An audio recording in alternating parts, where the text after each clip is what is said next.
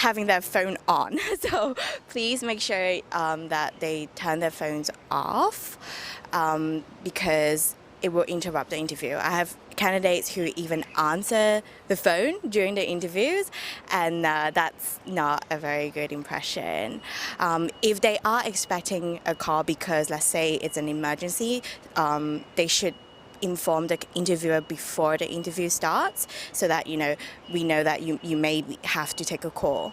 Also, another mistake that they make is they forget to stand up when the interviewer enters the room, and also a firm handshake would be good. A lot of people came very unprepared. They have no good understanding about a company, and a lot of them don't even know about the position well. More importantly, they have a lot of distracting behaviors during the interview. For example, a lot of them spend time on the mobile phone rather than pay attention to the interviewer. Well, some of the mistakes I've seen are being late, not knowing who they're going to see. I had a candidate, and I told the candidate, please turn your cell phone off. Not vibrate, because even if it's on vibrate, it will still disrupt you and it'll throw your train of thought off. If you get really nervous, like you asked before, anything that's going to throw you off is going to be very detrimental to the interview. So put your phone off, because that's the most important hour of your life is right there interviewing for your next career move. So that's phone, being late, not knowing who you're seeing, spinach in your teeth. If you go to an interview after lunch, make sure you don't have stuff in your, don't have bad breath, garlic smell. It's like, I was conscious of what I had for lunch today because I didn't want to breathe garlic on you, right? So these are the little things. Firm handshake.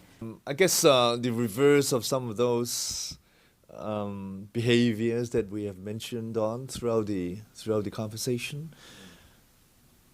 Being underprepared, yes. Appearances, dress codes, questions that if one is being offered the opportunity to ask one, make sure that one is not going to ask the wrong questions, and non-verbal communication pieces, body languages. Yes. These are also areas that one should look for. Non-verbal behavior. I think the biggest ones have been non-verbal behavior. Not making enough eye contact. 75% of our communication is non-verbal. And if we are fiddling with our fingers, or we are making a lot of fidgety movements, and not smiling at the right time, So if a person smiles all the time, that to me is a very bad signal too. Mostly it's to do with non-verbal behavior rather than what they say. Generally, a candidate should not appear to be too cocky. Some candidates come in and they know it all. As you answer questions, it's important to be confident, to think things through, to speak with authority, but still show modesty and be humble. Some people, just their nature is to be very cocky, and usually troublemakers within a company. And so, you want people who have a good character, because the last thing you need in a company is disruptive staff.